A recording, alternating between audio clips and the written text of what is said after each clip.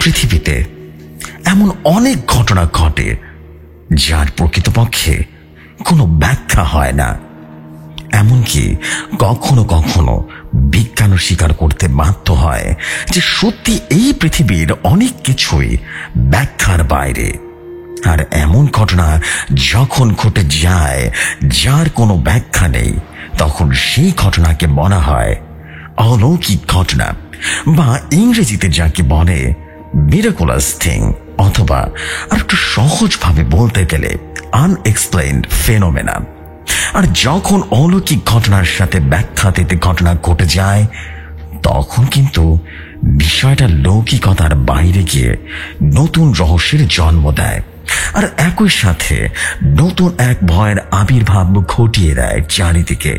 আর যখন ভয়ের আবির্ভাব ঘটে যায়, তখন কিন্তু সেটা অলৌকিকতার সাথে ভৌতিকতার নামটাও জড়িয়ে দেয়। আজকের পর্বে ঠিক তেমনই এক ঘটনার সাথে পরিচয় করিয়ে দিতে চাই আমি। প্রথমেই জেফরি ভাই আপনাকে বলতে চাই, নমস্কার, আমি কৌশিক ব্যানার্জি বলছি কলকাতা থেকে। নিশ্চয়ই জানেন জেফরি ভাই আমি পেশায় একজন প্যারানর্মাল ইনভেস্টিগেটর এবং পাশাপাশি একজন ব্যবসায়ী। আমার জীবনে প্যারানর্মাল ইনভেস্টিগেশন করতে গিয়ে ভয়াবহ ঘটনার সম্মুখীন হয়েছে বহুবার, আর সেই ঘটনাগুলো আমি ধীরে ধীরে লেখাও শুরু করে দিয়েছি আপনার জন্য। তবে এখনো পুরোপুরি লেখা শেষ করতে পারিনি বিধায় এখনো শেয়ার করিনি আপনার কাছে। যেদিন থেকে শেয়ার করা শুরু করব, ওই দিন থেকে আপনি আমাকে নিয়ে পুরো সিরিজ শেয়ার করতে পারবেন। আপাতত আমার কালেক্টেড কিছু অসাধারণ ঘটনা শেয়ার করতে চাই। ভাইয়া, আপনার জন্য এক অলৌকিক এবং একই সাথে অসাধারণ এক ভৌতিক ঘটনা কালেক্ট করেছি, আর ঘটনাগুলো আপনার ভৌতিক দুনিয়াতে শেয়ার করার জন্য আমার পক্ষ থেকে অনেক অনেক অনেক অনেক ভালোবাসা এবং অনেক অনেক অভিবাদন, ধন্যবাদ আপনার কাছে। আমার ঘটনাগুলোকে এত সুন্দরভাবে রূপদান করে এক ভয়ঙ্কর রকম সুন্দরভাবে শেয়ার করবার জন্য। যাই হোক, আশা করছি ভাইয়া আপনি আমার ঘটনাগুলো খুব মনোযোগ দিয়ে পড়বেন। এবং ঘটনাটি শুনেছিলাম আমার এলাকার এক ভিন্টেজ গ্রামোফোনের দোকানের মালিকের কাছ থেকে। আমার মোবাইলে রেকর্ড করে রেখেছিলাম ওনার কথাগুলো, এরপর সেটা লিখে লিখে পাঠিয়ে দিলাম। সত্যি বলতে ঘটনাটা তার মুখে আমি শুনে রীতিমতো হতভম্ব হয়ে গেছিলাম। ঘটনার সত্যতা আমি 85% পেয়েছি। যদি আসলেই মনে হয় ঘটনাটা প্রচারযোগ্য, তবে শেয়ার করতে পারেন। সেই গ্রামোফোনের মালিক বা সেই গ্রামোফোনের দোকানের মালিক আমাকে যেভাবে ঘটনাটি বলেছিল আমি ঠিক সেভাবেই তুলে ধরছি। বলছেন সেই গ্রামোফোনের মালিক, নমস্কার, আমার নাম প্রদীপ কুমার, আমি পেশা একজন পূর্ণ গ্রামোফোন দোকানের মালিক। হ্যাঁ, ছোটখাটো ব্যবসা বলতে পারেন। হ্যাঁ, এই করে টুকটাক চলছে আর কি। মূলত আমি এখন এমন এক প্রোডাক্ট নিয়ে কাজ করি বা ব্যবসা করি যে প্রোডাক্টের চাহিদা মার্কেট নেই বললে চলে। তবে এই ব্যবসা আমি গত 40-45 বছর ধরে করে আসছি, এবং এই ব্যবসা করতে করতে আজ আমার বয়স 70 বছর হয়ে গেছে। আমি ছোটবেলা থেকে প্রচন্ড ডান পিঠে স্বভাবের একজন ছেলে ছিলাম। কোনোদিন কোনো কিছুতে ভয় পেতাম না, এমনকি অনেক সময় গ্রামের জিনে খপ্পরে পড়েছিলাম, কিন্তু ভয় পাইনি কখনো। আর এই জোরে নিজের মধ্যে এক প্রকার অহংকার বোধ আছে বলতে পারেন। কিন্তু সত্যি কথা বলতে ভয় বা অলৌকিকতা কি জিনিস আমি টের পেয়েছিলাম। এবং আমার সাথে যেদিন এমন এক ঘটনা ঘটে যায় যা পুরো জীবনকে এলোমেলো করে দিয়েছিল, আবার একেবারে মুহূর্তের মধ্যে এলোমেলো করে দিয়েছিল। ঘটনাটা বলতে পারো আজ থেকে প্রায় 43 বছর আগের ঘটনা। মানে কত তাও 1981 সালের দিকের ঘটনা। আমি তখন পেশা একজন গ্রামোফোন দোকানদার মালিক, এখনো সেটাই কাজ করি, তখনও করতাম। তখন ওই পুরোনো গ্রামোফোন বাজা থেকে কালেক্ট করে সেটা বিভিন্ন জায়গা থেকে কালেক্ট করে বড়দমে সেল করে চলতাম। তো একদিন হলো কি, কোনো কারণ ছাড়াই লক্ষ্য করে আমার দোকানের গ্রামোফোনটার অন হচ্ছে না, কোনোভাবে কাজ করছে না, এবং ওখানে কোনো গানই বাজাতে পারছি না। আমি ভাবলাম হতেই পারে সমস্যা হয়েছে। আমি চলে গেলাম একটা মেকানিকের কাছে। তখনকার মেকানিক কিন্তু খুব ভালো ছিল, আজকের মতো না। হ্যাঁ, সে মেকানিক বললো ফোনটা একেবারে নষ্ট হয়ে গেছে, এটা ঠিক হবে না। আর ঠিক করতে হলে অনেক খরচ হয়ে যাবে। আমি তখন আর বেশি দেরি না করে বাসায় চলে আসি গ্রামোফোনটা নিয়ে। আর এরপর চিন্তা পড়ে গেলাম, যেহেতু নষ্ট হয়ে গেছে এইটা আর না ঠিক করে একটা গ্রামোফোন কালেক্ট করে নিলে সেটা ভালো হবে, কারণ এই দামে একটা ভালো গ্রামোফোন কেনা যাবে। তো যাই হোক, যেমন হোক তেমন কাজ। আমি চলে গেলাম পুরনো সেই মার্কেটে, যেখানে খুব পুরনো জিনিসপত্র পাওয়া যায়। সেখানে গ্রামোফোনের দাম শুনে আমার পুরো মাথা খারাপ হয়ে গেল। এত পুরনো জিনিস, একেবারে এন্টিক জিনিস, অনেক দাম হাঁকিয়ে বসে আছে ব্যবসায়ীটা। এরপর অনেক দোকান খুঁজলাম, কোথাও পেলাম না কম দামি গ্রামোফোন। সারাটা দিন খোঁজাখুঁজি করলাম। এরপর রাস্তা দিয়ে হাঁটতে হাঁটতে হঠাৎ চোখে পড়লো একটা ভাঙ্গারি দোকান। দোকানের সামনে একটা লোক বসে আছে গ্রামোফোন হাতে নিয়ে। লোকটার চেহারা দিকে বোঝা যাচ্ছিল একটা পাগল ধরনের লোক। উস্কো খুস্কো চুল আর খানিকা পুরনো লুঙ্গি পরে আছে, আর মাথার উপরে ছাতা দিয়ে বসে আছে। দেখে বোঝা যাচ্ছে এর কাছে খুব কম দামে সেকেন্ড হ্যান্ড একটা জিনিস পাওয়া যেতে পারে। আর সেই দোকানদারকে উদ্দেশ্য করে বললাম, দেখুন ভাই, একটা গ্রামোফোন লাগবে, একদম কম দামে লাগবে, বুঝতে পারছি আমার বাজে কিন্তু 100 রুপি হবে, আপনার কাছে এমন কোন গ্রামোফোন? লোকটা তখন বললো, শোনেন ভাই, 500 টাকার নিচে গ্রামোফোন নাই। আমরা বললাম, ভাই দেখেন না পান কিনা, আমার খুব দরকার। লোকটা পাগল ধরনের, সে বলে উঠলো, দেখেন ভাই, আমার মালগুলো কিন্তু একদম ফ্রেশ আছে, সালু মাল, দেখা নেবেন, ঠিক আছে? আমি 500 টাকার কমে দিতে পারবো না। আমরা বললাম, ভাই তারপরে যদি সম্ভব হতো দেখুন না। লোকটা কিছুক্ষণ চুপ করে থাকলেন এবং বললো, আচ্ছা আচ্ছা, আপনি এটা বসুন, আমি দেখে আসি ম্যানেজ করে দিতে পারি কিনা। আমি লোকটার কথায় সম্মতি জানিয়ে চেয়ারে বসে পড়লাম। প্রচন্ড রোদে বসে আছি, রাস্তার ফুটপাতে ভাঙ্গারি দোকানের সামনে বসে আছি। রোদের পুকুরটা এত বেশি ছিল যে মনে হচ্ছিল রোদ আমার মাথা মগজ করে গলিয়ে দেবে। আমি একটু নড়ে চড়ে বসতেই আমার ওই ফতুয়ার ছোট্ট অংশটা আটকে গেল সেই ভাঙ্গারি দোকানের ছাদায়। সেই ছাতাটা একটু জোরে টান দিতে মোটামুটি ছিঁড়ে গেল বলা যেতে পারে একটা অংশ। মানে ভাগ্য খারাপ থাকলে যা হয় আর কি। এমন রোদ, আর এভাবে প্রায় 1 ঘন্টা 30 মিনিটের দীর্ঘ সময় পার করে রাখলাম। আমি অপেক্ষা করতে লাগলাম। দোকানদার লোকটা দূর থেকে হেঁটে হেঁটে আসছে, লক্ষ্য করলাম। তার গোল করে আসছে একটা একদম চকচকে তবে খুব পুরোনো একটা গ্রামোফোন। দেখে বোঝা যাচ্ছে অনেক অনেক পুরোনো একটা গ্রামোফোন, এখন আর ব্যবহার করা হয় না। লোকটা আমার কাছে এসে বললো, এই না ভাই, অনেক কষ্ট করে পাইছি, 1 পিস মাল আছে। আমরা বিরক্তির স্বরে বললাম, এত সময় লাগে ভাই? আপনার কতক্ষণ ধরে বসে আছি? প্রায় 1.5 ঘন্টা হয়ে গেছে। দেখুন আমার ফটোটা কিন্তু ছিঁড়ে গেছে আপনার সাথে বসে থাকতে থাকতে, বুঝতে পারছেন? আর যা এনেছেন এটা তো রীতিমতো দানব নিয়ে এসেছেন, কয়েকশো বছর পুরনো বলুন তো। হ্যাঁ, তখন সে লোকটা বসে বলল, আগে মশাই এই জিনিসটা কিন্তু একদম কোনোদিন নষ্ট হবে না, বুঝতে পারছেন? আর একটা কথা কি ভাইছেন, বুঝতে পারছেন? এই গ্রামোফোনটা কিন্তু খুব সাবধানে ব্যবহার করবেন, বুঝছেন দাদা? একটু যদি উল্টা পাল্টা কথা কন না এই গ্রামোফোনটা নিয়ে, তাহলে কিন্তু আর বলতে লোকটা হাসি বললেন। কথা শুনে বোঝা যাচ্ছিল সে কিছুটা বলতে চেয়েছিল, কিন্তু কোন অদ্ভুত কারণে সে লুকিয়ে গেল, বললো না। তো যাই হোক, আমি আর কি করবো? 500 টাকার লোকটার হাতে দিয়ে খুব একটা ভারী একটা গ্রামোফোন হাতে নিয়ে রওনা হয়ে গেলাম। আর মূলত এখান থেকে আমার ভয় বা অলৌকিকতা শুরু। গ্রামোফোনটা খুব কম করে হলো 20 বছর পুরানো প্লেয়ার ছিল। রং উঠে গেছে, বেশ বড় সাইজের ছিল, আর একই সাথে অনেক বেশি ভারী, একদম অ্যান্টিক প্রোডাক্ট যাকে বলে। আমার এখনো মনে আছে, আমি যখন গ্রামোফোনটা নিয়ে রুমে ঢুকলাম না, তখন অনুভব করলাম আমার রুমের ভিতরে কেমন যেন একটা ঠান্ডা বাতাস প্রবাহিত হচ্ছে। এবং প্রথম ভেবেছিলাম হয়তো রুমের জানালা খোলা, এই জন্য বাতাস আসছে। এরপর আমি রুমের দরজার জানালা একটু বন্ধ করে দিলাম, কিন্তু এরপরেও রুমের ভেতরে অনেক ঠান্ডা হয়ে গেছে। একটা মুহূর্তে রুমের টেম্পারেচার কমে গেল। মনে হচ্ছে রুমের ভিতরে কিছুটা হচ্ছে, জ্বর হচ্ছে। এরপর কিছুক্ষণ কেটে যায়, আমি বিষয়টা তেমন একটা পাত্তা না দিয়ে আমার স্ত্রীকে ডাক দিলাম। আমার রুমে আসার জন্য ডাকলাম তাকে। আমার স্ত্রীর রুমে ঢুকে রীতিমতো চমকে গেল। হ্যাঁ, আমার স্ত্রীর নাম নবনীতা দাস। তো যাই হোক, নবনীতা আমাকে বললো, কি ব্যাপার, রুমের ভিতরে এত ঠান্ডা কেন? কি হয়েছে? কিছু হয়েছে নাকি? আমি বললাম, ওই না তো, আমি গ্রামে ফোন কিনেছি, দেখো তো কেমন হয়েছে জিনিসটা। রুনা তখন বললো, বা ভালো তো, কিন্তু এত পুরনো গ্রামোফোন, এটা ঠিকঠাক মতো বাজে তো নাকি? আর বললাম, আমি চেক করে নি, দাঁড়ো একটা একটা রেকর্ড ঢুকিয়ে দিই। হ্যাঁ দেখি ফোনোগ্রাফ রেকর্ডটা ঢুকিয়ে দিই কেমন লাগে। আমি চট করে আমার ড্রয়ার থেকে পুরোনো দিনের ওই ফোনোগ্রাফ রেকর্ডটা বের করে সুন্দর মতো ঢুকিয়ে দিলাম। ও মা, সুন্দর ঝিঝি করে শব্দ হচ্ছে, গান বাজতে শুরু করে দিল। হ্যাঁ, আর খুব সুন্দর করে ঘুরতে শুরু করলো। বুঝতে পারলাম ভালো মতোই কাজ হচ্ছে এবং বুঝলাম কোনো সমস্যা নেই গ্রামোফোনে। আমি আমার স্ত্রীকে বললাম, এর দাম কত জানো? মাত্র 500 টাকা।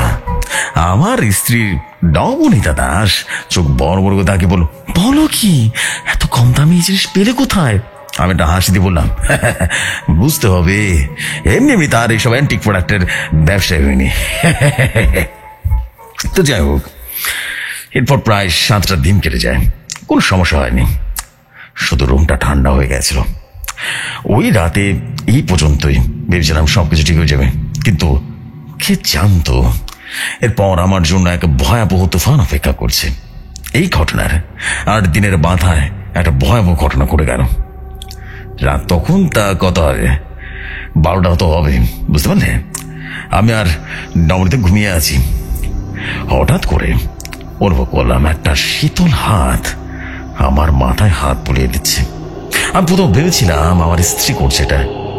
আমি চোখটা খুললাম, দেখি আমার ঠিক পাশে নবনীতা ঘুমিয়ে আছেন। আমি বেশি অবাক হলাম আর সাথে সাথে বলে উঠলাম, একটু ভয় পেয়ে গেছিলাম বলতে গেলে। তবে পরে ভাবলাম হতে পারে এটা আমার মনের ভুল। এই ভেবে আমি আবারও ঘুমিয়ে পড়ি, কারণ আমার কাছে মনে হচ্ছিল হয়তোবা ঘুম থেকে উঠে ভুলভাল কিছু একটা দেখেছি বা শুনেছি, হতেই পারে এটা অস্বাভাবিক কিছু না। তো যাই হোক, এভাবে ঘুমিয়ে পড়ি। সকালে ঘুম থেকে উঠে লক্ষ্য করলাম আবার নবনীতার বোধ খুব খারাপ। আমি তাকে জিজ্ঞেস করলাম, আর কি হয়েছে তোমার? সে আমাকে বললো সে নাকি খুব খারাপ একটা স্বপ্ন দেখেছে, খুব বাজে স্বপ্ন। আমি তাকে জিজ্ঞেস করলাম, কি স্বপ্ন দেখেছ? সে আমাকে বলল সে স্বপ্ন দেখেছে যে তার বোন ফ্যানের সাথে গলায় ফাঁস দিয়ে সুইসাইড করেছে, আর তার বোনের জিহ্বা নাকি বেরিয়ে আছে, আর তার দিকে ফ্যাল ফ্যাল করে তাকিয়ে হাসছিল, বিভৎস এক হাসি। এই বলে সে কান্না করা শুরু করে দিল। আমি ওকে জড়িয়ে ধরে বললাম, আরে ওসব কিছু না, স্বপ্ন তো স্বপ্নই হয়, এগুলো কি বাস্তবতা হয় নাকি? চিন্তা করো না, এইসব কিছু না, একেবারে ভুলে যাও। তো যাই হোক, একটু পরে নবনীতা মোটামুটি স্বাভাবিক হলে আমি আমার দোকানে চলে আসি। সারাদিন দোকানের কাজ শেষে বাসায় ফিরলাম। রাতে বাসায় ফিরে খাওয়া দাওয়া শেষ করেছি, আর আমি আমার স্ত্রী আমার ছেলে একসাথে মোটামুটি খাওয়া দাওয়া করি। হঠাৎ করে লক্ষ্য করলাম আমার রুম থেকে একটা অদ্ভুত আওয়াজ হচ্ছে, স্পষ্ট বুঝতে পারলাম। আর রুম থেকে, মানে যে রুমে আমার গ্রামোফোনটা ছিল না, ওই রুম থেকে একটা আওয়াজ হচ্ছে, মনে হচ্ছে কেউ গান গাচ্ছে আর নূপুরের তালে তালে নাচছে কেউ। মানে মনে হচ্ছিল রুমের ভেতর থেকে নাচের আওয়াজটা আসছে আর পা ফেলার আওয়াজ হচ্ছে। একই সাথে একটা অদ্ভুত ঘটনা লক্ষ্য করলাম, আর তা হলো সবাই সবার মতো খেয়ে চলেছে, মনে হচ্ছে কেউ যেন বুঝতেই পারছে না, অথচ পাশের রুম থেকে বেশ ভালো রকমের আওয়াজ আসছে। স্পষ্ট বোঝা যাচ্ছে পাশের রুম থেকে বেশ জোরে জোরে আওয়াজ হচ্ছে। আমি আর দেরি করলাম না, চেয়ার থেকে উঠে আমার রুমে চলে আসি। এসে দেখলাম আমার গ্রামোফোনটা বেজে উঠেছে, ভেতরে সেই রেকর্ডটা ঘুরছে তো ঘুরছে, কালো রঙের সে ফোনোগ্রাফ রেকর্ডটা ঘুরে বেড়াচ্ছে। লক্ষ্য করলাম গ্রামোফোনটা সুন্দর মতো বেজে চলেছে, আর ওখান থেকে মূলত গানের আওয়াজ আসছে, নূপুরের শব্দ আসছে ওখান থেকে। আমি যেন মুহূর্তে অবাক হয়ে গেলাম। অদ্ভুত, কিভাবে সম্ভব গ্রামোফোন থেকে একটা আওয়াজ একা একা বেজে উঠলো? এবার সম্ভব, আমি তো জানাইনি। এমন সময় আমার স্ত্রী রুমে ঢুকলো আর বললো, কি গো, এভাবে খেতে খেতে রুমে ঢুকলেছে, কি হয়েছে? আমি নবনীতার দিকে তাকিয়ে বললাম, দেখো না গ্রামোফোনটা কিভাবে যেন একা একা বেজে উঠেছে, তুমি কি বাজিয়েছ? আমার তো মনে হচ্ছে না একা একা কিভাবে বাজতে পারে, আর এসব তো অটোমেটিক জিনিস না, এটা আমি না বাজালে কেউ বাজাতে পারবে না। যাই হোক, নবনীতা তখন গ্রামোফোনটা ভালো মতো তাকিয়ে বলল, কই গ্রামোফোন তো বন্ধই আছে। আমি আমার স্ত্রীর দিকে তাকায় একেবারে হতভম্ব হয়ে গেলাম। আবার যখন সেই গ্রামোফোনের দিকে তাকালাম না, তখন বলতে পারেন আমি পুরোপুরি হতভম্ব হয়ে গেছিলাম। কৌশিক, তুমি বিশ্বাস করবে না, তুমি বিশ্বাস করতে পারবে না এটা কিভাবে সম্ভব। আমি দেখলাম গ্রামোফোনটা আসলেই বন্ধ এবং সেটা সুন্দর মতো তার জায়গা পড়ে আছে। অর্থাৎ গ্রামোফোনের একটা বিন্দু থাকে বা একটা পয়েন্ট থাকে যেটা সেই ফোনোগ্রাফ রেকর্ডের সাথে কানেক্ট না করলে কিন্তু গান হবে না, গান বাজবে না। অথচ সেটা কিন্তু একেবারে আলগা করা, অর্থাৎ তুলে দেওয়া আছে সে বল পয়েন্টটা। শুধু বন্ধ এই গ্রামোফোনটা না, মানে একেবারে পুরোপুরি বন্ধ। দেখা যাচ্ছে এটা একা অন হওয়ার কোনো প্রশ্ন ওঠে না। আমি না তখন জীবনে প্রথমবারের মতো বেশ বড় ধরনের ভয় পেয়েছিলাম। সত্যি বলতে কি কুকড়ে গিয়েছিলাম 1 সেকেন্ড আগে। হ্যাঁ, কারণ আমি 1 সেকেন্ড আগেও দেখলাম গ্রামোফোনটা বাজছে। তাহলে সেখান থেকে কিভাবে সম্ভব? অদ্ভুত। আমি ভ্রু কুঁচকে বললাম, কিন্তু 1 মুহূর্ত আগে তো দেখলাম। নবনীতা বলল, কি দেখলে বলো না? আমি বললাম, কিছু না, মনে হচ্ছে ভুল দেখেছি। যাই হোক, বাদ দাও। আমি সত্যি বুঝতে পারবো না কৌশিক, কি যে অনুভূতি ছিল এটা। ওরে বাবা রে বাবা। আমি নিজেকে শান্ত করে মনে মনে ভাবতে লাগলাম, হয়তো সারাটা দিন এই কাজের প্রেশারে আছি, হয়তো মতিভ্রম হচ্ছে, হতেই পারে, এছাড়া আর কিছু না। এই ভেবে বিষয়টা নিয়ে ধামাচাপা দিয়ে ওই দিনের মতো চলে গেলাম। এরপর দিনের ঘটনা। ওই দিন মূলত আমার জ্বর থাকার কারণে আমি যেতে পারিনি দোকানে। তাই আমি আমার ছেলে আশুতোষকে পাঠিয়ে দিয়েছিলাম ওই দোকানে, আর আমি একটু মোটামুটি রেস্ট নিচ্ছিলাম বাসায় বসে বসে। সন্ধ্যা মিলবে এরকম একটা সময় আসলো। আমি মোটামুটি আমার কাজ ছেড়ে বিছানায় শুয়ে আছি।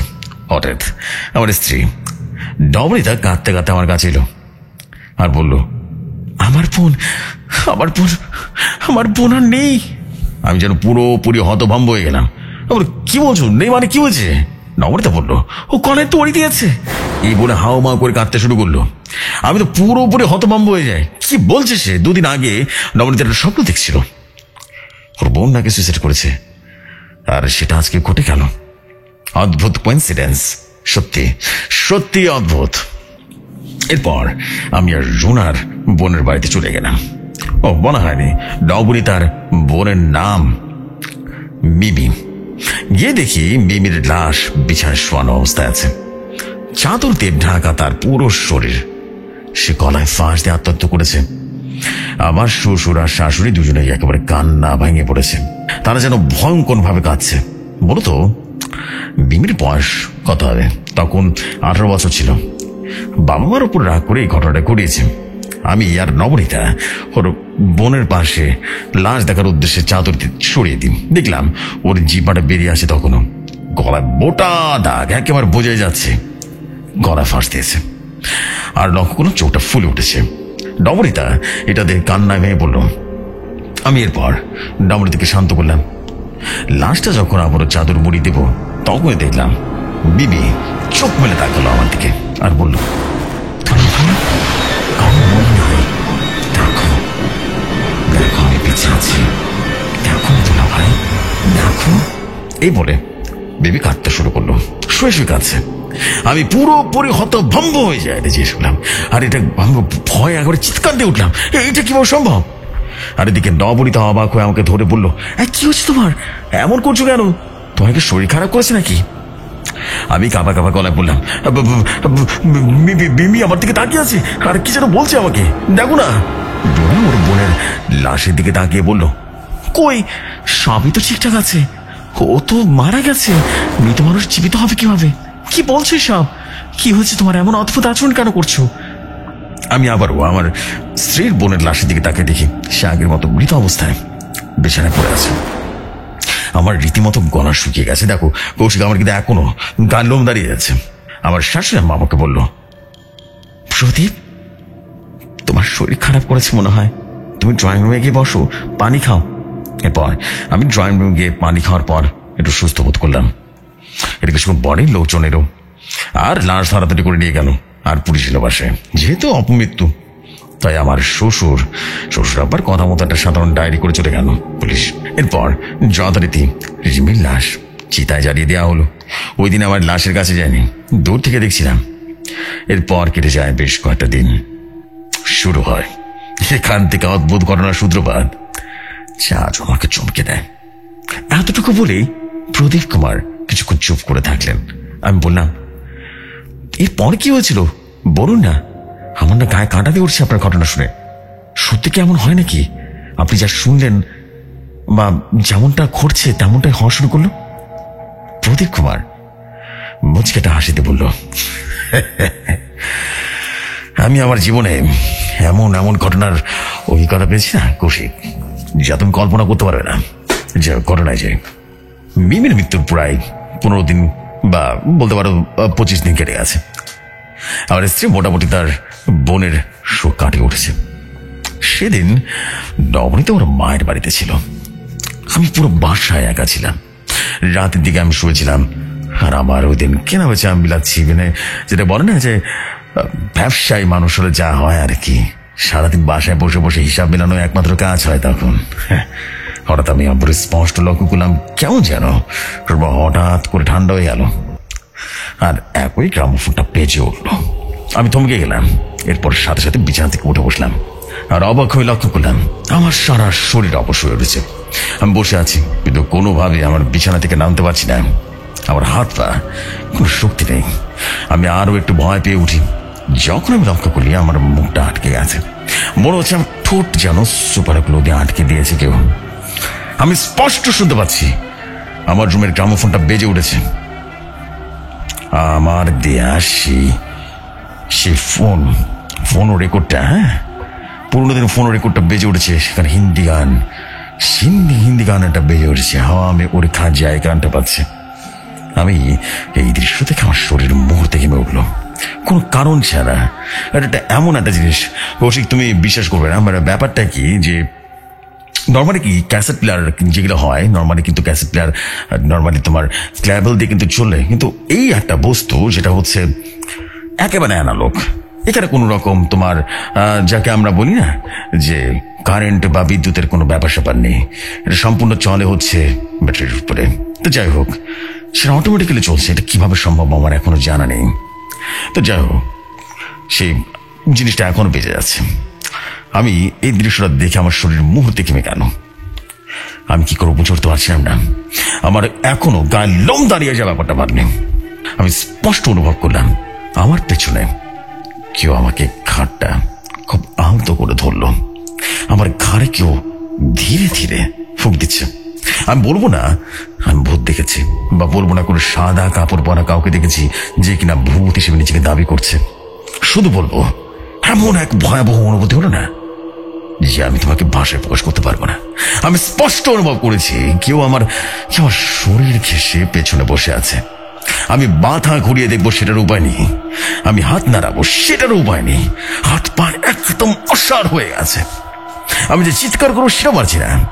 আমি তখন থরথর করে কাঁপছিলাম, একেবারে থরথর করে কাঁপছিলাম, আর বলছিলাম হে ভগবান, হে ভগবান, হে রাম, কি দেখছি এটা। ঠিক এমন সময় আমাকে আরো অবাক করে দিয়ে সেই গ্রামোফোনটা বাজতে শুরু করলো, এবং বাজতে বাজতে গানটা থেমে গেল। আর খুব ঠান্ডা এবং খুব ফিসফিস এবং একই সাথে কর্কশ কণ্ঠে বলে উঠল,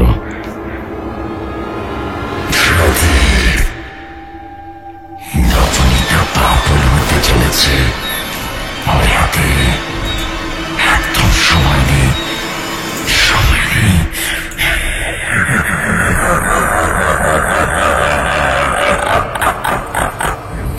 এরকম বিভৎস এক হাসি দিচ্ছিল। যাই হোক, এবং একই সাথে বলছিল আর মাত্র 3 দিন, আর মাত্র 3 দিন, আর মাত্র 3 দিন। এরপর সাথে সাথে আমারও সেই গান বেজে উঠল, হাওয়া মেয়ে মুখা যায়। ওরে বাবারে বাবা, আমার গান লোম দাঁড়িয়ে গেল। আমার জীবনে জানার সমস্ত বংশপাঠ করা শুরু করলাম এই সময়। আর ঠিক এমন সময় আমার বাসার রোটারি ফোনটা বেজে উঠল। তখন এখনকার মতো মোবাইল ফোন ছিল না। রোটারি ফোন বুঝো তো, ওই যে ঘুরিয়ে ঘুরিয়ে বাজে না, ওইটাই। তো ওটা তোমরা ল্যান্ড ফোনও বলতে পারো বা রোটারি ফোন, আমরা রোটারি ফোনই বুঝি। যাও, রোটারি ফোনটা বেজে উঠতে আমার শরীরটা হাত কাঁপে একটু। আমি লক্ষ্য করলাম আবারও আগের মতো হাত পা মুখ, আমার সারা শরীর নাড়াতে পারছি। সবকিছু যেন স্বাভাবিক। আমার রুমের ভেতরে ঠান্ডা আবহাওয়াটা আর নেই, আর আমার পেছনে থাকা একটা খারাপ অনুভূতি সেটাও আর নেই। আর একই সাথে গ্রামোফোনটা আর বাজছে না। যদিও মেইন কেবলটা লাগা হয়েছিল, তাও কোনো সকেটে ছিল। আমি সাথে সাথে দ্রুত দেরি না করে রুম থেকে বেরিয়ে যাই দ্রুত। এরপর আমি আর দেরি না করে বাইরে চলে যাই।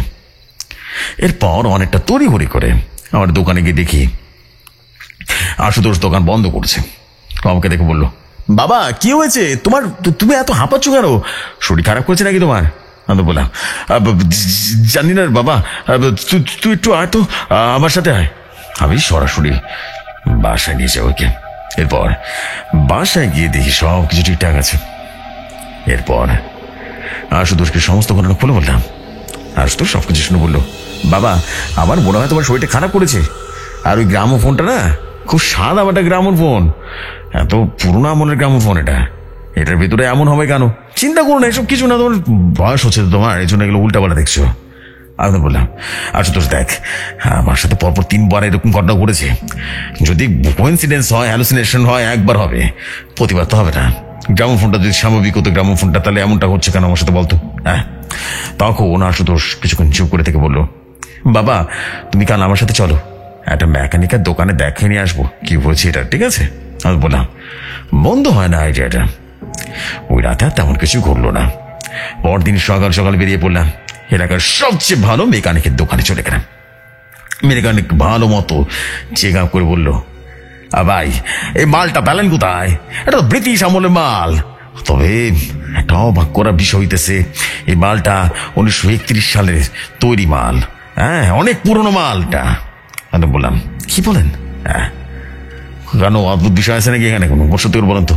লোকটা তখন বললো, দেখেন এটা সে 1931 সালে লেখা আছে, 31 সালের মাল। হ্যাঁ, কিন্তু এই যন্ত্রের একটা অসাধারণ সাউন্ড কোয়ালিটি আমি তো কোনোদিন দেখি নাই। ঘটনা কি, আপনি তো কমাল ভালো যে এরকম জিনিস পাইছেন। এটা হলো অসাধারণ একটা গ্রামোফোন, বুঝতে পারছেন? এরকম গ্রামোফোন তো এক প্রকার ভাগ্যের বিষয়। আর আপনার গ্রামোফোনটা একদম ঠিকঠাক আছে, কোনো সমস্যা নাই, আপনি নিশ্চিন্তে বাসা নিয়ে যেতে পারেন। আমি বললাম, তার মানে কোনো অলৌকিক কোনো কিছু লক্ষ্য করেন নাই?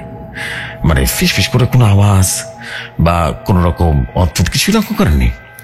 লোকটা ভ্রু কুচকে বলল, ফিস ফিস আওয়াজ মানে কি? কিছু বুঝলাম না তো, কি বলেন? আপনার মাথা ঠিক আছে? আমি আর কিছু না বলে সেই আশুতোষকে নিয়ে গ্রামোফোনটা নিয়ে বাড়িতে চলে এলাম। বুঝতে পারছিলাম এর সাথে কথা বলে একেবারে বেকার, কারণ বুঝতে পারবে না। ওই রাতে তেমন কিছু ঘটলো না। এরপর দিন রোয়াকে আনতে শ্বশুর বাড়িতে গেলাম। শ্বশুর মশাই আমাকে দেখে চিন্তিত মুখে বললেন, আরে দেখো দেখো বাবা, দেখো বাবা প্রদীপ, বিবি মারা গেল আত্মহত্যা করে। কেন মারা গেছে সেটাও তো জানি না, কিন্তু একটা ব্যাপার ভেবে পাচ্ছি না, বুঝলে? গত রাতে নবনীতা 3 বার বমি করলো। এরপর থেকে কেমন জানি ওর সঙ্গে কথা বলতেছে, ওর কথাবার্তা হয়েছে ভালো লাগতেছে না, মনে হইতেছে কোনো একটা সমস্যা হয়েছে ওর। আমি রীতিমতো হতভম্ব হয়ে গেলাম। শ্বশুর মশাই বলে কি হচ্ছে বুঝে ওঠার আগে নবনীতা আমার কাছে এসে বলল, প্রদীপ চলো বাসায় যাই, আমার না এখানে আর ভালো লাগছে না। আর শোনো, আগামীকাল আমরা অনেক দূরে ঘুরতে যাব। আমাদের বিয়ের 1 বছর হয়েছে, আমাকে ঘুরতে নিয়ে যাওনি কেন এখনো? আমি ঘুরতে যাব, আমাকে হানিমুনে নিয়ে যাবে তুমি বলো? আমি তো রীতিমতো হতভম্ব হয়ে তাকিয়ে আছে। বলি কি? শ্বশুরপা ইশারায় আমাকে বললেন যেন কোনো কথা না বাড়াই। আমি আর দেরি না করে আমার স্ত্রী নবনীতাকে নিয়ে বেরিয়ে গেলাম বাসা থেকে। পুরো পথটা কেমন যেন বাচ্চাদের মতো লাগছিল তাকে। বারবার বলছিল আমি ঘুরতে যাব, মাত্র 1 বছর হয়েছে বিয়েতে, চলো না ঘুরতে চাই। অথচ আমাদের বিয়ে হয়েছে মোটামুটি 20 বছর তো হয়েছেই। আমার ছেলেরই বয়স এখন 15 বছর। তো যাই হোক, আমার চোখ দিয়ে তখন কান্না আসছিল জানেন। হ্যাঁ, আর মনে মনে ভাবছিলাম ওই গ্রামোফোনটা ঠিক এটাই বলেছিল, ফিস ফিস করে বলেছিল, নবনীতা পাগল হতে চলেছে, সময় নেই, আর মাত্র 3 দিন। ট্যাক্সি আমার বাসার সামনে এসে পৌঁছে দিয়ে চলে গেল। টাকা দিতে চাইলেও কেন জানি ট্যাক্সিওয়ালা টাকা নিল না, টাকা না নিয়ে চলে গেল। এরপর খুব ভার আক্রান্ত মন নিয়ে বাসায় ঢুকলাম। দেখলাম বাসার সবকিছু কেমন চলে লাগছে, একটা গোমট বাঁধা পরিবেশ বিরাজ করছে বাসার ভেতরে। আমার স্ত্রী নবনীতা রুমে ঢুকে সরাসরি বিছানায় শুয়ে পড়ল। আমি আমার ড্রয়িং রুমে বসে বসে ভাবছি কি করব, কি হচ্ছে আমার সাথে, আর কেন বা হচ্ছে আমার সাথে? সবকিছু ভাবতে ভাবতে দেখলাম আশুতোষ বাসায় ঢুকলো। আশুতোষকে সমস্ত ঘটনা খুলে বললাম। আশুতোষ কান্না জড়িত কণ্ঠে বলল, বাবা কি হচ্ছে আমি বুঝতে পারছি না তো, কেন এমনটা হচ্ছে, সবকিছু এলোমেলো লাগছে ব্যাপার, আমি কেমন জানি অদ্ভুত ফিল করছি। প্রথমে বিবি খানা মারা কেন, এরপর তোমার শরীরটা খারাপ করলো, তুমি এখন আর দোকানে যেতে পারলে না, দোকানে বেচেখানো কমে যাচ্ছে বাবা, গ্রামোফোন আর কেউ কিনছে না, কারণ আমি তো ওরকম ভাবে গ্রামোফোন বাজাতে পারি না, দেখাতেও পারি না, কেনাকাটাও হচ্ছে না বাবা, কি হচ্ছে আমাদের পরিবারের সাথে? আমি বললাম, সব ওই গ্রামোফোনটার জন্য, সব ওই গ্রামোফোনটার জন্য। তখন আশুতোষ বলল, না বাবা, গ্রামোফোনটা কখনো কোনো পরিবারের ক্ষতির কারণ হতে পারে না, আমি সব অলৌকিকতা, জিন, প্রেত এগুলো বিশ্বাস করি না বাবা। আমি বললাম, বাবা শোন, আমি বলি কি, এটা তান্ত্রিক কাছে যাই, হ্যাঁ ওজার কাছে গিয়ে দেখি না উনি কি বলেন। আশুতোষ বলল, বাবা এমন মডার্ন যুগে এসেও বিরাজের কাছে যাওয়া বা ওজার কাছে যাওয়া, এটা তুমি কি বলো? আর তুমি একটা ডান পিঠে, তুমি যদি এসব কথা বলো আমার কিছু বলার থাকবে না। তুমি তো একসময় বলেছিলে বাবা, ভূত পেতে এসব কিচ্ছু হয় না, এসব মনের খেয়াল আর কিচ্ছু না, আর অলৌকিকতা বলতে কিছুই নেই, বিজ্ঞান প্রমাণে বিশ্বাসী বলেছিলে না বাবা? আমি বললাম, বলেছিলাম, আর সে আমি বলছি ওই গ্রামোফোনটা থেকে সবচেয়ে প্রথমে শুনেছিলাম, আমি নিজে কানে শুনেছিলাম, নবনীতা পাগল হয়ে যাবে, 3 দিনের ভিতরে পাগল হয়ে যাবে, ও আমাকে বলেছিল, ও গ্রামোফোন থেকে বলেছিল, বিশ্বাস কর বাবা, আমি নিজে শুনেছিলাম। আশুতোষ বলল, বাবা আমি সায়েন্সের স্টুডেন্ট, আমি বলছি এসব পুরোপুরি ভুল ধারণা। হ্যাঁ, সিক্স সেন্স বলে একটা ব্যাপার আছে, কিন্তু তাই বলে সেটা কোনোভাবে গ্রামোফোনের ভিতরে থাকতে পারে না। থাকলে তোমার আছে, তুমি ভেবেছো যে গ্রামোফোন থেকে আসছে, এটা তোমার অবচেতন মনের চিন্তা ভাবনা, আর কিছুই নাই। তুমি আগে থেকে হয়তো বুঝে ফেলেছিলে যে মা এরকম কিছু একটা করবে। আমি আশুতোষের কথা সেদিন মোটামুটি আশ্বাস পেয়েছিলাম, কারণ সিক্স সেন্স বলে এমন একটা জিনিস আছে যার রহস্য, বড়ই রহস্য। আরে কিন্তু হঠাৎ করে আমারই কেন সিক্স সেন্স হবে? আর সেই সিক্স সেন্স গ্রামোফোনটায় আনার পর থেকে কেন বা আমার ভিতরে আসবে? এমনই কিছু অদ্ভুত চিন্তা করতে করতে প্রায় 3টা দিন কেটে গেল। এই 3 দিনে আমার সাথে কিছু ঘটেনি, আর ওই গ্রামোফোনটাও আমার অদ্ভুত কোনো ঘটনাও ঘটায়নি। হ্যাঁ, এদিকে আমার ব্যবসার অবস্থা দিন দিন খারাপ হতে শুরু করলো। দিনে আগে যেখানে 6,000 টাকার মাল সেল করতাম, সেখানে 2,000 টাকা নেমে এলো। আগে থেকে অনেক বড় খারাপ হতে থাকলো ব্যবসা, আমার পরিবারের একেবারে আজাব হতে শুরু করলো। ওইদিকে আমার স্ত্রী নবনীতার অবস্থা আগের থেকে আরো বেশি খারাপ হতে শুরু করলো। এই সময় আমি প্রায় 3 জন ডক্টরের কাছে নিয়ে গেছিলাম, তাকে লাভ হলো না। সময় শুধু ঘুমের ওষুধ দেয় আর বলে ডিপ্রেশন থেকে হয়েছে সব, তাকে সুস্থ করতে হলে ডিপ্রেশন টাঙা যাবে না। তাই নবনীতাকে আমি একটা সময় রুমের ভিতরে শুয়ে রাখলাম। বাসায় সবসময় একটা ভালো ভালো খাবার আনতাম বাইরে থেকে, তো লাভ হলো না। রোনার অবস্থা আগের থেকে আরো খারাপ হতে শুরু করলো। আগে তাও কথাবার্তা বলতো, ধীরে ধীরে নবনীতা কথা বলার শক্তিটাও হারিয়ে ফেললো। আর কিছু বললে আমার দিকে ফ্যাল করে তাকিয়ে থাকে। এরপর আমি মোটামুটি নবনীতাকে হাসপাতালে ভর্তি করে দিই, কারণ সমস্যা আর জটিলতা দিন দিন আরো বেড়ে যাচ্ছিল। এমনই অবস্থায় একদিন আবারও মাগরিবের নামাজ পড়ে শুয়েছিলাম সন্ধ্যার দিকে। হঠাৎ করে স্পষ্ট অনুভব করলাম আমার বিছানার নিচ থেকে খটখট করে আওয়াজ হচ্ছে। আমি একটু বিছানার নিচে তাকাতে চেষ্টা করতে হতভম্ব হয়ে গেলাম। আমার বুকের ভিতরে রীতিমতো ব্যথা শুরু হয়ে গেছিল, চিনচিনে ব্যথা। আমি দেখলাম আমার মৃত শালী বিবি আমার বিছানার নিচে উপর হয়ে শুয়ে আছে, আর আমার দিকে হাতটা বাড়িয়ে দিয়ে বলল, মোটা কণ্ঠে বলল, দুলা ভাই আমি বলি নাই, দুলা ভাই আসুন, আমার কাছে আসুন দুলা ভাই, আমার হাতটা ধরো না, আমি বলি নাই।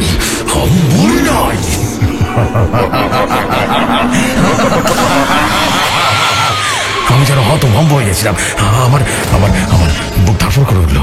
আমি উঠে দাঁড়ালাম, তখনই অনুভব করলাম গ্রামোফোনটা আবার বেজে উঠছে। ওখানে গান বাজছে, আমি ওর কাছে আমি আপাচ্ছি, কি করে বুঝে উঠতে পারছি না, আমি বুঝতে পারছিলাম না।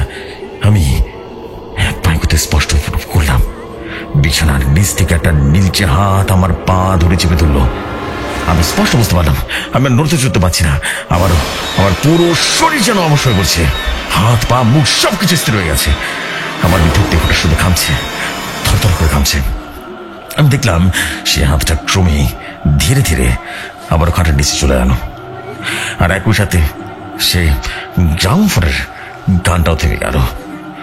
আমার আমার আমার রুমটা প্রচন্ড গরম হয়ে গেল। আর এরপর গ্রামোফোনটা থেকে কেউ ফিসফিস করে বলে উঠল,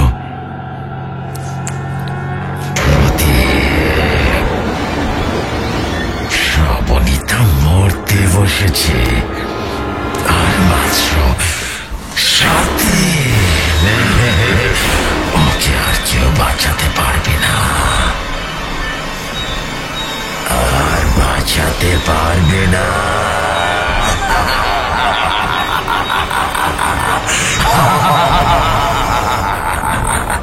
এরপর ভয় ভয় কাঁপতে কাঁপতে আমি রীতিমতো মন্ত্র পাঠ করা শুরু করলাম। আমার হাত পা রীতিমতো কাঁপছিল।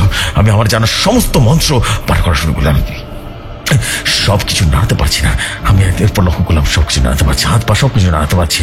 আর বোঝার বাকি রইল না অস্বাভাবিকতা বিষয় হয়েছে। এখন স্বাভাবিক কোনো বিষয় না, এটা ভয়াবহ কিছু হতে চলেছে, খারাপ কিছু হতে চলেছে। এর ভিতরে কোনো অভিশপ্ত প্রেত আছে। এই গ্রামোফোনের ভিতরে কিছু একটা আছে, খুব খারাপ কিছু আছে, যেটা আমাকে খারাপ ভবিষ্যৎ বলে দিচ্ছে। ঠিক এমনই সময় আমার ছেলে আশুতোষ বাসায় ঢুকলো। আমি আশুতোষকে সমস্ত ঘটনা খুলে বললাম। আশুতোষ আবার বলল, বাবা চিন্তা করো না তো, এইটা তোমার বোনের ভুল, বললাম তো। আর মা কেন মারা যাবে? হ্যাঁ, মায়ের শারীরিক অবস্থা পুরোপুরি ঠিক আছে, তুমি অযথা চিন্তা করো না বাবা। আমি আর ওর সাথে পরামর্শ করা বন্ধ করে দিলাম, কারণ যার এমন বিষয়ে কোনো বিশ্বাস নেই তাকে বলে লাভ হবে না। সে সায়েন্সের স্টুডেন্ট আর সায়েন্স প্রমাণে বিশ্বাসী। আর এই ঘটনার এমন এক ঘটনা যা প্রমাণ করা একেবারে অসম্ভব, নেহায়ত অসম্ভব। আমি কাউকে প্রমাণ দিতে পারবো না, কারণ একমাত্র যেটা করছি সেটা মাত্র আমি একমাত্র বুঝতে পারছি, আর কেউ না। আমি যেন পাগল হয়ে যাচ্ছিলাম। আমি আর দেরি না করে পরদিন চলে যাই আমার বন্ধুর বাড়িতে। আমার বন্ধু তাকে শুরু থেকে সমস্ত ঘটনা খুলে বলতে কারণ একটু চিন্তিত হয়ে বলল, দেখ প্রদীপ, তুই যে বিষয়টা বলছি না, এইটা আমি জানি না কিভাবে এক্সপ্লেন করবো, কিন্তু এমনটা তো হওয়ার কথা না। দেখ, ভূত প্রেত এগুলো জিন জাতি আছে, বুঝতে পারি। তো ভূত প্রেত আমাদের অংশের পাশে বিদ্যমান আছে, কিন্তু তারা অন্য জগৎ থেকে বিলং করে, আর তাই তাদের আমরা দেখতে পাই না, বুঝতে পেরেছিস। তারা খুব স্বাধীন একটা সত্তা, তারা কোনোদিন কাউকে কোনো কারণ ছাড়া ডিস্টার্ব করে না। আর এই ভূত প্রেত কোনোদিন কোনো ওই কি যেন বলে গ্রামোফোনের ভিতরে থাকবে না, ক্যাসেট প্লেয়ারও থাকবে না। তাদের আলাদা জগৎ আছে, বুঝতে পেরেছিস। তো সব বাদ দে।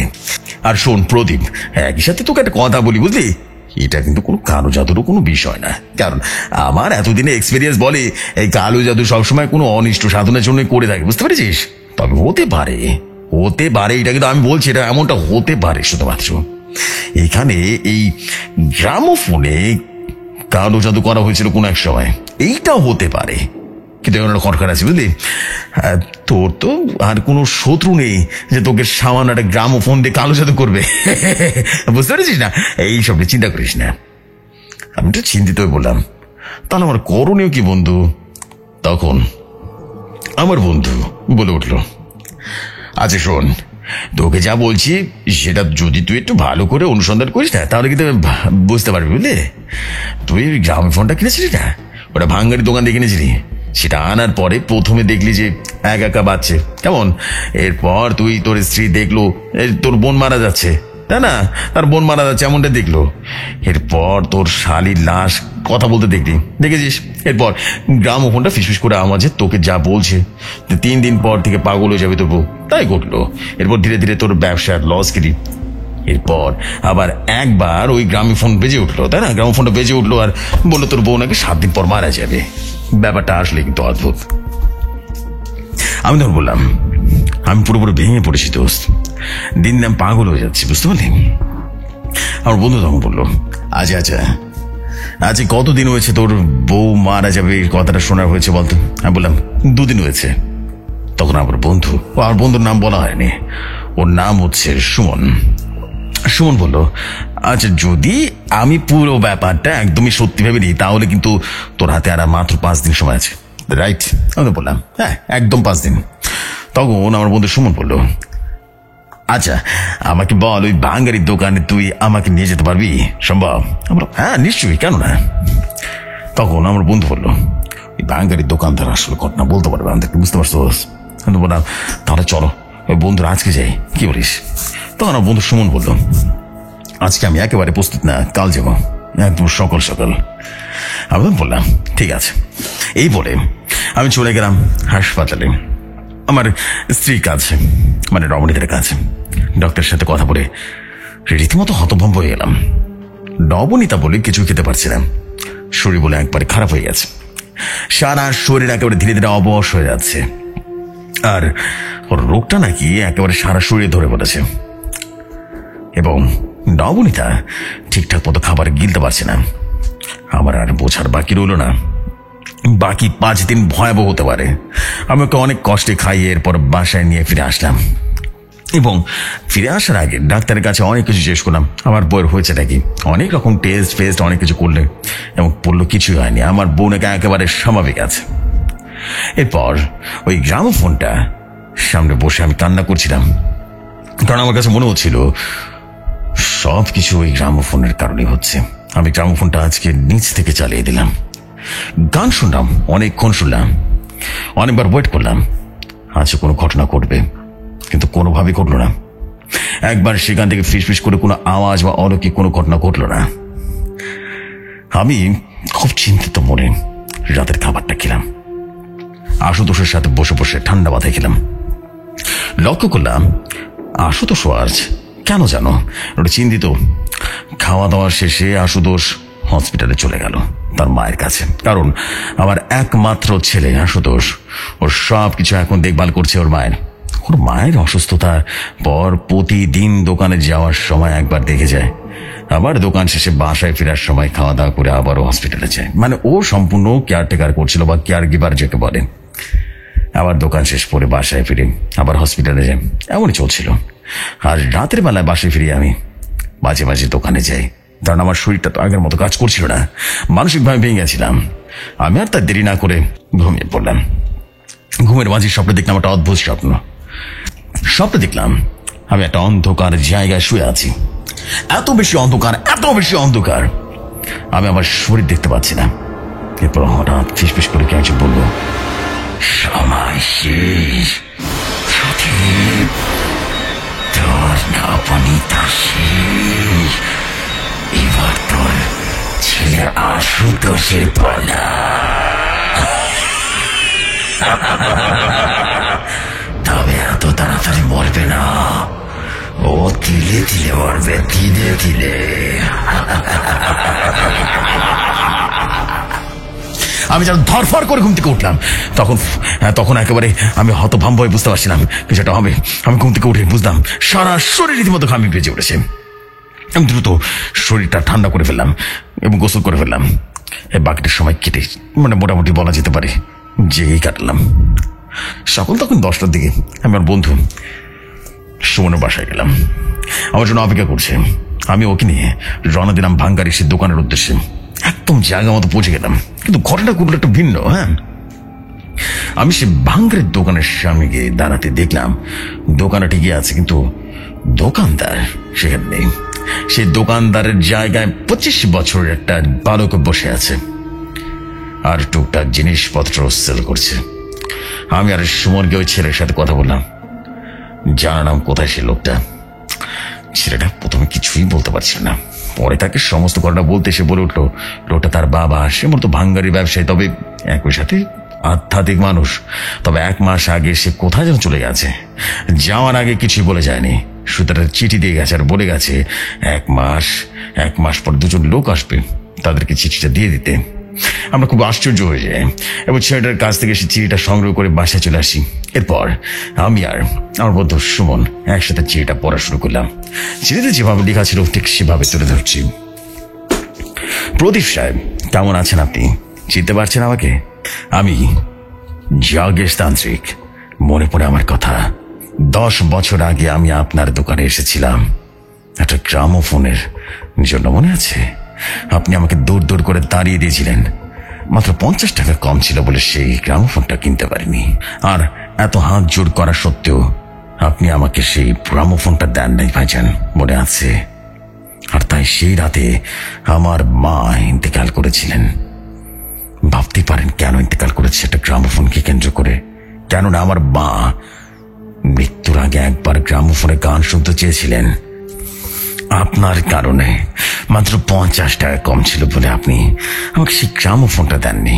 আপনার অহংকার অনেক বেশি ছিল, তাই না? তিনি ক্যান্সার পেশেন্ট ছিলেন, তার একটা শখ ছিল মৃত্যুর আগে সেই গ্রামোফোনে গান শুনবে। এই জন্য আমি হন্য হন্য করে আপনার কাছে এসেছিলাম। মাত্র 50 টাকার অভাবে আমি সেই গ্রামোফোনটা কিনতে পারিনি, মনে আছে আপনার? আপনার মৃত্যুর আগে আমার মায়ের শেষ ইচ্ছাটুকু আমি পূরণ করতে পারিনি হুজুর, মনে আছে মশাই? মনে আছে তো না? আর ওই রাতে আমার মা মারা যায়। তার একটাই মাত্র ইচ্ছা ছিল গ্রামোফোনে গান শুনবে। আর ওই রাতে আমার পুরো পরিবার কষ্ট পেয়েছিল, মনে পড়ে আপনার? জানি এই কথাগুলো শুনে আপনার সবকিছু মনে পড়ে গেছে। আপনার ওই ব্যবহার আমার পুরো পরিবারকে শেষ করে দিয়েছিল, জীবনকে বদলে দিয়েছিল। মাত্র 50 টাকা সাহেব আপনি দেননি, আপনি দেন নাই সেই গ্রামোফোনটা। আপনি আমার মায়ের আশাটা পূরণ করেননি। আমি গরিব ছিলাম সাহেব, সামান্য ভাঙের ব্যবসা করতাম। আমি গরিব হতে পারি, কিন্তু আমার পরিবার আমার কাছে অনেক বড় ছিল। আর সেই দিন ওই বিভৎস ব্যবহারের প্রতি আমি তীর প্রতিজ্ঞাবদ্ধ হয়েছিলাম, আপনাকে সময় মতো একদিন দেখে নেব। আমি এরপর অনেক অনেক দিন আপনার উপরে কালো জাদু চড়ার চেষ্টা করেছিলাম, সফল হয়নি মশাই। এরপর অনেক অনেক দিন আমি নিজে আয়ত্ত করি এক তান্ত্রিকের কাছে গিয়ে বহু বছর ধরে সাধনা শিখেছি। তবে এই কালো জাদুর সাথে আমি এমন অলৌকিক বিষয় শিখেছি না যা কোনো তান্ত্রিক আবিষ্কার করতে পারে না। আর সেই বিষয় সম্পর্কে আমি আর আমার স্রষ্টা ছাড়া আর কেউ জানে না, আর জানবেও না, কোনো দিন না। আর এটা এমন একটা বিষয় যে আপনি চাইলেও এই বিষয়টা আপনার নিজের উপর থেকে সরিয়ে ফেলতে পারবেন না। কারো সাথে তো খুব সামান্য একটা বিষয় কবিরাজ, যা কবিরাজ ওঝা সারিয়ে ফেলতে পারে, কিন্তু আমি করেছি আপনার উপরে এমন এক বিষয় যে একমাত্র স্রষ্টা ছাড়া আপনার উপকার আর কেউ করতে পারবে না মশাই। আপনার ওই বন্ধু আছে না, কি জানি নাম, সুমনও পারবে না। এরপর প্রায় অনেক দিন চলে যায়। আপনার দোকানের সামনে আমি প্রতিদিন গিয়েছিলাম ছদ্মবেশে। আপনি একবারও লক্ষ্য করেন নাই ভাই। আমি শুধু সুযোগের অপেক্ষা ছিলাম। প্রায় 10 বছর পর সময়টা চলে এলো। আপনি ডিস থেকে আমার ভাঙ্গারির দোকানে এসেছিলেন ভাইজান। হিন্দিতে একটা প্রবাদ আছে, আর কোত্থেকে দিন আতে। ঠিক ওই দিনটা চলে এলো। আপনাকে সামনে পেয়ে 10 বছর আগের ঘটনা মনে পড়ে গেল ভাইজান। আমি নিজেকে ধরে রাখতে পারিনি। আপনার মনে আছে 1.5 ঘন্টা অপেক্ষা করেছিলেন আপনি গ্রামোফোনটার জন্য। আমাকে দেখে ঝাড়ি মারলেন, মনে আছে আপনার? বলতো ওই 1.5 ঘন্টা আমি ক্যাসেট প্লেয়ারের উপরে এমন এক জাদু চালান করেছি না। আর আমার ভাগ্যটা অনেক ভালো ছিল যে আপনার ফুতার ছোট্ট টুকরো আমি পেয়ে গেছিলাম। কি ভাগ্য! মনে আছে আপনার সেই ছোট্ট ফতুয়ার জায়গাটা ছিঁড়ে গেছিল ছাতার সাথে লেগে? ওই টুকরো দিয়ে মূলত আপনার উপর এবং আপনার পুরো পরিবারের উপর বান মেরেছিলাম। আর গ্রামোফোনটা দিয়ে আপনাকে ভবিষ্যৎ সংকেত পাঠিয়েছি, আর একই সাথে আপনাকে আটকে দিয়েছে এক সময় চক্রে। আপনি চাইলেও সেই সময় চক্র থেকে বেরিয়ে আসতে পারবেন না। এই গ্রামোফোনটা আপনি চাইলে ধ্বংস করতে পারবেন না, পারবেন না মশাই, পারবেন না। আপনার হাতে আর সবাই নেই মশাই। আপনার স্ত্রী নবনীতা দাস মৃত্যুর সময় চলে এসেছে। আর সাহেব আপনি চাইলেও আমাকে আর খুঁজে পারবেন না, কারণ আমি এমন এক সময় চক্রের মধ্যে চলে গেছি না, যেখান থেকে আপনি কেন কেউই আমাকে আর খুঁজে পাবে না।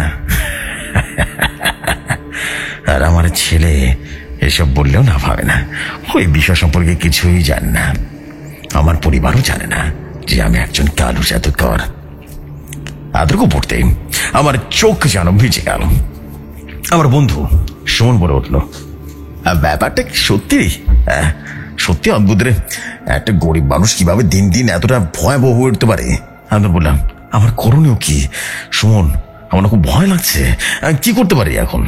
সুমন তখন বললো, চিন্তা করিস না, দেখি না কি করা যায়। তোর ওই গ্রামোফোনটা আমার কাছে আনতো। আমি গিয়ে গ্রামোফোনটা নিয়ে এলাম।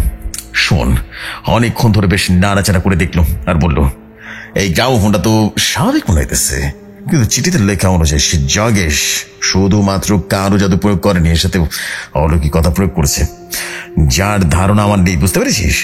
আর যদি এমনটা হয়ে থাকে তাহলে এখন আমাদের উপায় হলো তোর পরিবারের উপরে কালো জাদুর বিষয়টা কাটানো, বুঝতে পেরেছিস? আমি বললাম, হ্যাঁ এটাই। এরপর আমার বন্ধু সুমন আমাকে বলল, দেখ বন্ধু, যদি লোকটির কথা সত্যি হয়ে থাকে তাহলে তোর স্ত্রী নবনীতার হাতে 3 দিন সময় আছে। এই 3 দিনের মধ্যেই সে কালো জাদুর বানটা কাটিয়ে দিতে হবে, আর তা না হলে ও কিন্তু মারা পড়বে। আমি যেন হাত কুটলাম, বললাম, তো তুই কি বলছিস? আমার ভয় লাগছে। তখন আমার বন্ধু সুমন বলে উঠলো, দেখ বন্ধু, আমি একটা চেষ্টা চালাতে পারি, কিন্তু আমি তোকে 100% গ্যারান্টি দিতে পারবো না, কারণ এতে আমার জীবনের হুমকি আছে, বুঝতে পেরেছিস? আর তার থেকে বড় কথা হলো, যদি রিস্কটা নিয়েও নেই তবুও তোর রুনা সুস্থ হবে এটা আমি কিন্তু কনফার্ম করতে পারছি না, কারণ হাতে কিন্তু আর মাত্র 3 দিন আছে, আর একটি কালো জাদুর প্রয়োগ কাটাতে কমপক্ষে 40 দিন সময় লাগে। এইটা কোনো বড় রিস্কের কাছে কিন্তু, বুঝতে পেরেছিস? আমি যেন কান্না করে দিলাম আর বললাম, নবনীতা ছাড়া আমার আর কেউ নেই রে বন্ধু, আর কেউ নেই। আর আমি স্বপ্নে দেখেছি আমার ছেলের উপরে কয়েকদিন বলতে বান প্রয়োগ করা হবে, আমার তো পুরো পরিবার ধ্বংস হয়ে যাবে রে, আমি স্বপ্ন দেখেছি এটা। সুমনের পর বললো, নিজে শক্ত কর, আমি চেষ্টা চালাচ্ছি, আজকে রাতে দেখছি। হ্যাঁ। তখন সুমন বলে উঠলো, আমার বাসায় যেতে হবে, আমার সাথে চল বাসায়, আমি আজ রাতেই শুরু করবো, কেমন? সব কাজ শুরু করতে হবে আজকে রাতে। এরপর আমি তার বাসায় চলে গেলাম। ও আমাকে অনেকগুলো দোয়া শিখিয়ে দিল, কিছু জিনিস দিল, কিছু তাবিজ দিল, কিছু মন্ত্র দিল। তো যাই হোক, আর বলে দিল, কেউ যদি এক অক্ষর ভুলভাল পড়ে তাহলে আর আমার কাজটা করবে না, আমার যোগ্য কাজ করবে না। আর বললো, এই 3 দিন সবাই যেন বাসার বাইরে না যায়, আর এই 3 দিনের মধ্যে যদি কারোর মৃত্যু হয় তবে সকাল পর্যন্ত অপেক্ষা করতে হবে, কারণ এই যজ্ঞগুলো না নষ্ট হয়ে যাবে, বিনষ্ট হয়ে যাবে। আর একই সাথে বলে দিল, এই পুরো প্রক্রিয়াতে কাজ হওয়ার সম্ভাবনা মাত্র 40%। এটা এক প্রকার শেষ চেষ্টার মতো আর কি, কারণ কালো জাদুর কারণে নবনীতার উপরে সে বিভৎস প্রেতগুলো তার রক্তে মিশে গেছে একেবারে।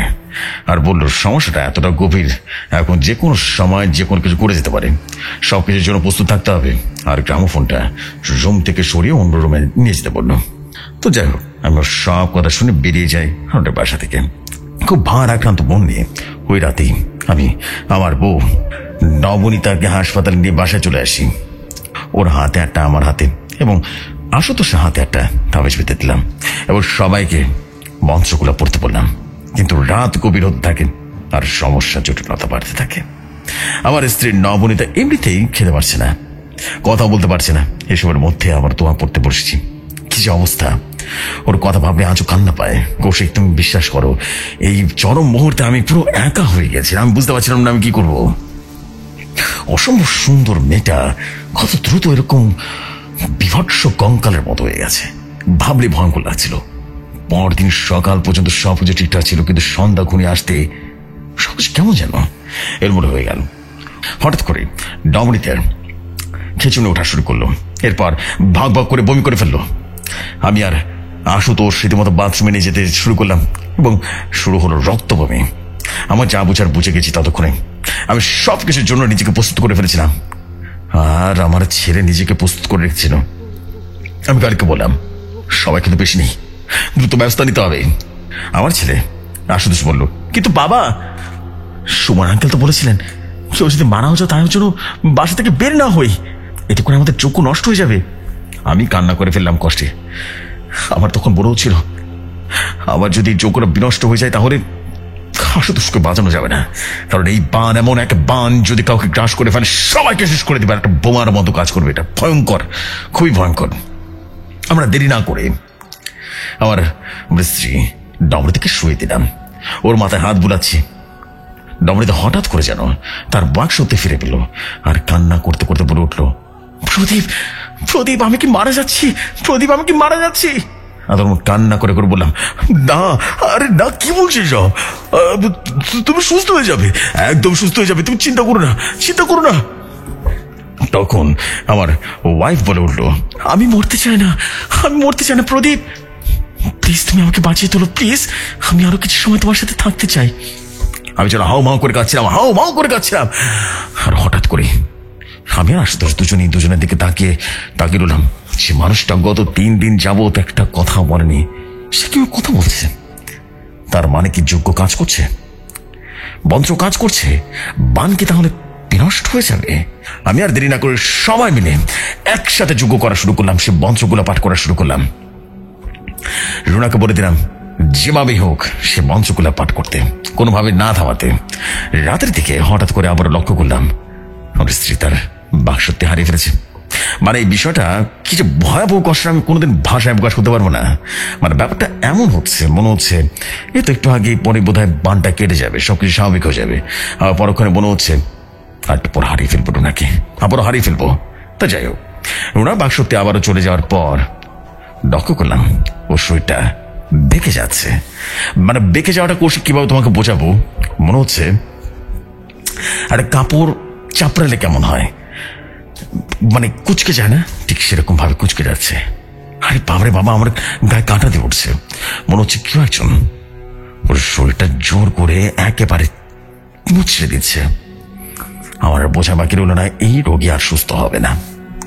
হঠাৎ করে আমার রোটারি ফোনটাও বেজে উঠল এবং আমি বুঝতে পারলাম ফোন দিয়েছে, আমার বন্ধু ফোন দিয়েছে। সুমন বলল, তুই ধৈর্য হারা হোস না, নিজেকে শক্ত কর বন্ধু, শক্ত কর। এই বলে আরো কিছু মন্ত্র দিয়ে দিল। আমি আর আশুতোষ জোরে জোরে মন্ত্রগুলো পাঠ করছি। হঠাৎ মনে হলো দরজাটা কাঁপাকাঁপি করছে, ঘরের মেঝে মুহূর্তে যেন কাঁপছে। বুঝতে পারলাম কিছু একটা ঘটছে, মনে হচ্ছিল যে ভূমিকম্প হচ্ছে এবং ভেতরের সবকিছু যেন তুফান শুরু হয়ে গেল। ধাপ ধুপ দিয়ে শব্দ হচ্ছে, বিকট শব্দ হলো। মনে হলো দরজা জানালা ভেদ করে কিছু একটা ঢুকছে ভেতরে, কিছু একটা ঢোকার চেষ্টা করছে। এরপর আমি লক্ষ্য করলাম নবনীতার শরীর ধীরে ধীরে শীতল হয়ে গেল। বোঝার বাকি রইল না, ও আর নাই, ও আর নাই, ও আর নাই, আমার বউ আর নাই, চলে গেছে, ওকে নিয়ে গেছে প্রেতগুলো। আমি আর আমার ছেলে আশুতোষ চিৎকার করে উঠলাম, কেঁদে উঠলাম। আর কিচ্ছু বাকি নেই, সব শেষ, সব শেষ। আমি জীবনে অনেক কষ্ট সহ্য করেছি, কিন্তু রোনার মৃত্যুর কষ্ট আমি সহ্য করতে পারছিলাম না। মনে হচ্ছিল আমি নিজে মারা যাচ্ছি, আমি নিজে মারা যাচ্ছি। আমি দেখলাম আমার ছেলেটা মাটিতে লুটে হামা গুড়ি দিয়ে কাঁদছে একেবারে। আমি আমার ছেলে আশুতোষকে জড়িয়ে ধরে শান্ত করলাম। আশুতোষ বলল, আম্মা এত তাড়াতাড়ি চলে গেলা? বাবা, আম্মা চলে গেছে। আমি বললাম, নিজেকে সামলা বাবা, নিজেকে সামলা, নিজেকে সামলা। আমি বলেছিলাম তখনই কিছু একটা করতে, মনে হচ্ছে তোকে বলেছিলাম কবিরাজ আনতে। তখন যদি একবার কবিরাজ তান্ত্রিক কাউকে নিয়ে আসতাম না, তাহলে হয়তো এই দিনটা দেখতে হতো না। বাবা, অনেক দেরি হয়ে গেল, অনেক দেরি হয়ে গেছে, আমাদের অনেক দেরি হয়ে গেছে।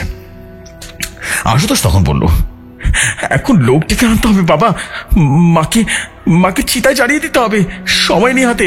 আমি বললাম, না বাবা না, সুমন কি বলেছিল মনে আছে না, 3 দিন আগে যদি কেউ মারাও যায় তারপরও বাইরে যাওয়া যাবে না, কোনো ভাবি না। আজ কিন্তু 2য় দিন, আরো 12 ঘন্টা বাকি আছে 3 দিন হতে। যাই হোক, আশুতোষ তখন আমাকে জোরে ধরে কাঁদছে। আমি আর আশুতোষ মিলে সাদা চাদর দিয়ে আমার সোনার টুকরা স্ত্রী নবনীতার মরদেহটা সাদা কাপড়ে ঢেকে দিলাম। এরপর উচ্চস্বরে আওয়াজ করে মন্ত্র পড়তে থাকলাম। মন্ত্র পড়তে পড়তে বারবার চোখ যাচ্ছিল সে আমার বউ নবনীতার দিকে। নবনীতার নিথর দেহটা বিছানায় শোয়ানো অবস্থায় আছে, আর আমি আমার ছেলের মেঝেতে বসে মন্ত্র পড়ে যাচ্ছি তো যাচ্ছি। এই বিষয়টা যে কতটা বেদনা দাও কৌশিক তোমাকে বোঝাতে পারবো না আমি। এরপর প্রায় 12 ঘন্টা একটা ঘরের মতো কেটে গেল, বুঝলে। এরপর আমি আমার বন্ধু সুমনকে ফোন দিলাম, সমস্ত ঘটনা খুলে বললাম। সুমন বলেছিলাম রোগীকে আর বাঁচানো যাবে না, কারণ একদম শেষ পর্যায়ে চলে গেছে। সুমন আরো বলল, তোমরা বাসায় দেখো, আমি লোক নিয়ে আসছি, কেমন? এরপর প্রায় 1 ঘন্টা পর সুমন তার সাথে আরো 5 লোক নিয়ে এলো, নবনীকে লাশ নিয়ে গেল বাইরে। এরপর মোটামুটি চিতায় জ্বালিয়ে দেওয়া হলো এবং পরে আমাকে জানালো, দেখ বন্ধু, একটা বিষয়, তোর বউ মৃত্যু হয়েছে কালু জাদুতে, আর জান চলে গেছে, কিন্তু তোর আশুতোষ কিন্তু একদম মুক্ত এখন কালু জাদুর হাত থেকে, বুঝতে পেরেছিস? আর আশুতোষকে একটা চাবিজ দিয়েছি, ওটা সব সময় ঝুলিয়ে রাখতে হবে, কেমন? নাহলে কিন্তু বিপদ হতে পারে, বুঝতে পেরেছিস? ওই তাবিজ তো ওকে রক্ষা করবে, কিন্তু ওখানে একটা কিন্তু রয়েই গেল, বুঝতে পারলি? আমি বললাম, কিসের কিন্তু? তখন আমার বন্ধু সুমন বললো, গ্রামোফোনটা, ওই গ্রামোফোনটা কিন্তু ওই জগেশকে সেটা প্রয়োগ করেছে, যেখান থেকে তুই নিজেকে রক্ষা করতে পারবি না, মুক্ত করতে পারবি না। আমি বললাম, এখন আমার করণীয় কি? তখন সে সুমন বলে উঠলো, দেখ, কটা দিন যেতে দে, কোনো ঘটনা ঘটেনি না, দেখ আমায় জানাবি, আমি বুঝবো যে আসলে হয়েছে নাকি, কেমন? আমি বললাম, আচ্ছা ঠিক আছে। এরপর প্রায় 1 মাস কেটে যায়, কোনো ঘটনা ঘটেনি। 1 মাস 10 দিন যেতে না যেতে হঠাৎ লক্ষ্য করলাম রাত 8টার দিকে গ্রামফোনটা হঠাৎ করে বেজে উঠলো, আগের মতো গান বাজছে। আমার সারা শরীর আবার বস হয়ে গেল, আর গ্রামোফোনটা থেকে একটা ফিস ফিস করে আওয়াজ হচ্ছে। একজন বলে উঠল, প্রদীপ, তুই কালো জাদু দ্বারা মুক্ত, কিন্তু তুই আটকে গেছিস এক সময়ের ভেতরে। এরপর থেকে তুই তোর খারাপ সংবাদ, খারাপ ভবিষ্যৎ জানতে পারবি আমার মাধ্যমে। আর তুই একটা কথা চাইলেও এই গ্রামোফোনটাকে বিনষ্ট করতে পারবি না, আর যদি ক্ষতি করতে চাস আমার, তোর জীবন শেষ হয়ে যাবে। জানো না, তোর জীবনের খারাপ একটা সময় আটকে গেছে এই গ্রামোফোনের সাথে। এই গ্রামোফোন সমান সমান তোর জীবন। গ্রামোফোনটা যেদিন ভেঙে ফেলবি, ওই দিন তুইও মারা যাবি।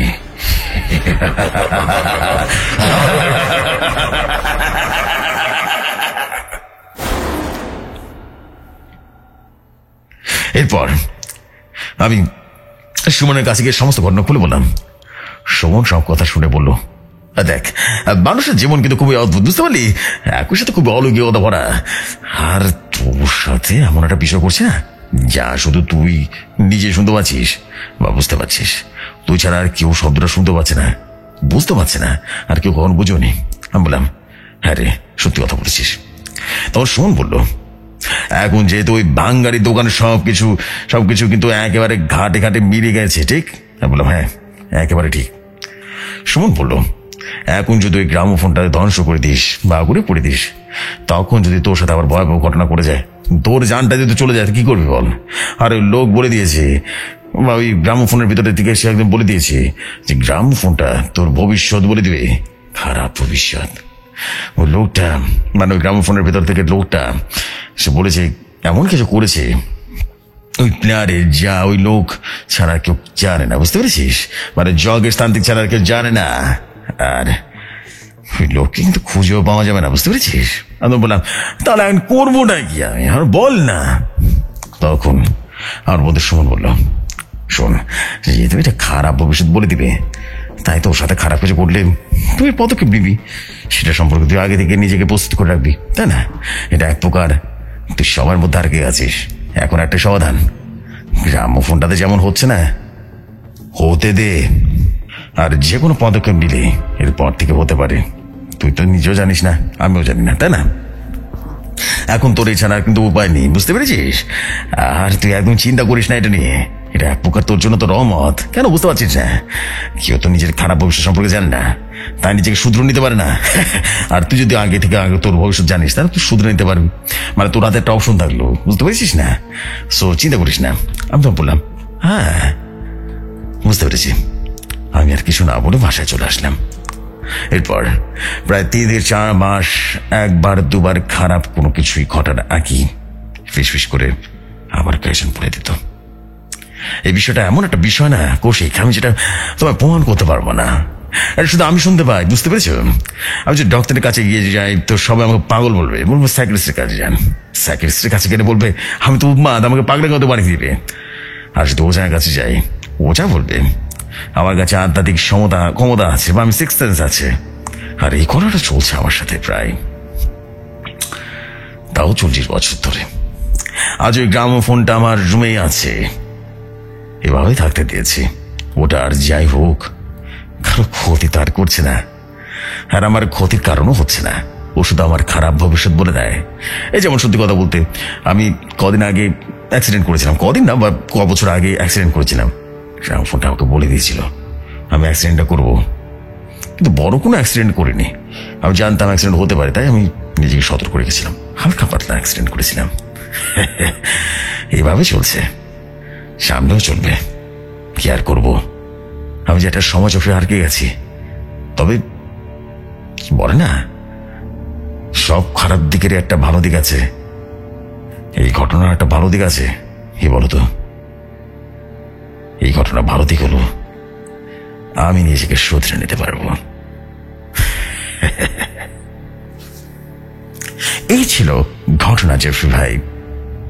আমি এই বিষয়টা জানার পর 20 মিনিট পর্যন্ত চুপ করেছিলাম, শুধু ভাবছিলাম এমনটাও কি সত্যি ঘটে? যদি সত্যি এমনটা ঘটে, তার মানে অনেক মানুষই ভবিষ্যৎ বলে দেয়, এটাও সত্য। এমন একটা বিষয় বা ব্যাপার যা বিজ্ঞান পুরোপুরি স্বীকারও করে না, আবারও একই সাথে অস্বীকারও করে না। বিজ্ঞান নিজে যদি কনফিউজড হয়ে যায়, তাহলে আমরা কি অলৌকিকতার মিথ্যা বলার? জেফরি ভাই, এরপর আমি সেই প্রদীপ কাকার বাড়িতে গিয়েছিলাম। আমি নিজেও দেখেছি সেই গ্রামোফোনটা, খুবই সাদামাটা একটা গ্রামোফোন। আপনি বিশ্বাসও করবেন না, এরকম গ্রামোফোন আপনি নিজেও দেখেছেন সামনাসামনি।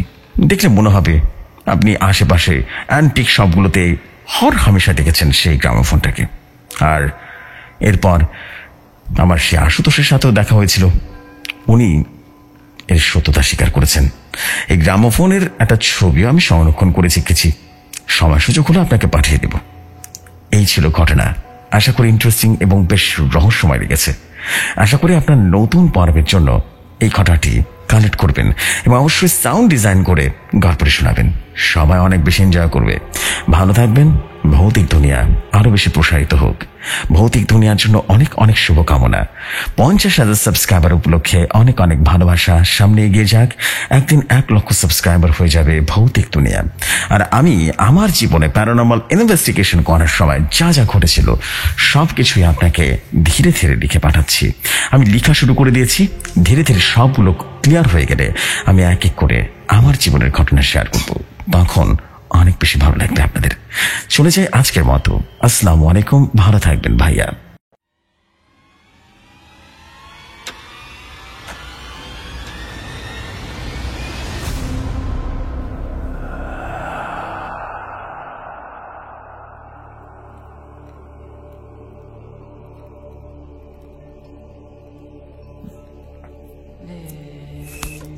ওয়ালাইকুম আসসালাম, এবং একই সাথে বলতে চাই শুনে ফেললাম।